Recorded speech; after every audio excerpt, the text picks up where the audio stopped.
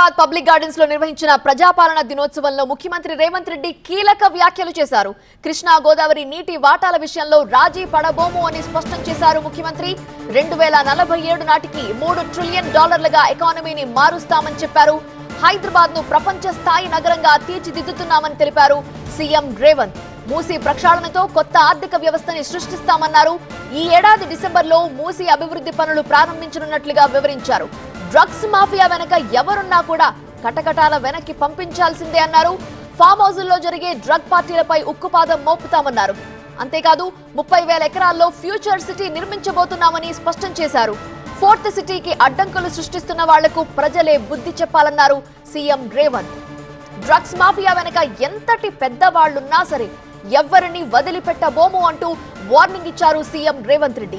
Drugs కి గంజాయికి form హౌస్లు కేంద్రాలుగా మారితే ఊరుకునే ప్రసక్తే లేదన్నారు.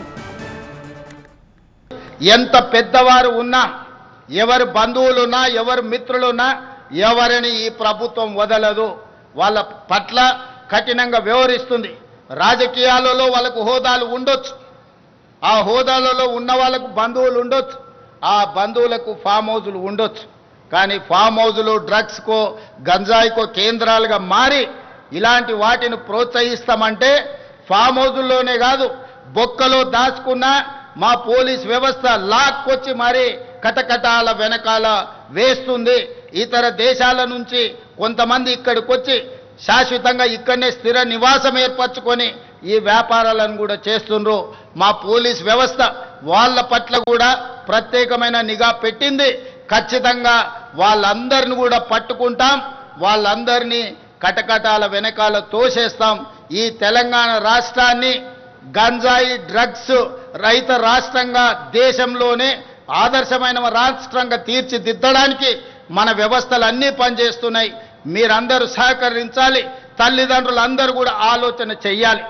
మనం ఎంత కష్టపడి జీవితంలో ఎన్ని విజయాలు సాధించినా, ఎన్ని ఆస్తులు అంతస్తులు కూడబెట్టినా మన పిల్లలు వ్యసన పరులై గంజాయికో డ్రగ్స్కో బానిసలైతే మన బాధ ఏ విధంగా ఉంటుందో ఒకసారి ఆలోచన చేయండి.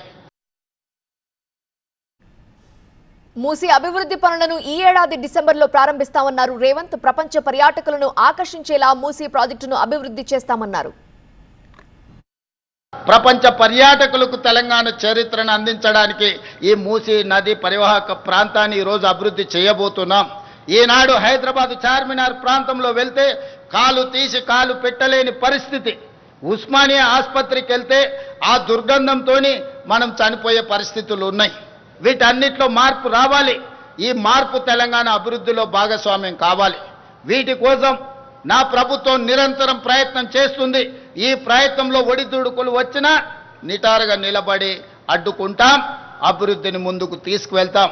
భవిష్యత్ తరాలకు మూసీ నది పరివాహక ప్రాంతం ప్రపంచానికే ఆదర్శంగా నిలబడే విధంగా ఈనాడు ప్రభుత్వం ప్రణాళికలు రచిస్తుంది. తొందరలోనే ఈ ప్రణాళికలను కార్యక్రమాలను ప్రారంభించుకుంటాం. డిసెంబర్ 9, 2025 లోపల ఈ ప్రణాళిక కార్యక్రమాలను ప్రారంభించుకుంటామని తెలియజేయడానికి నేను సంతోషపడుతున్నాను.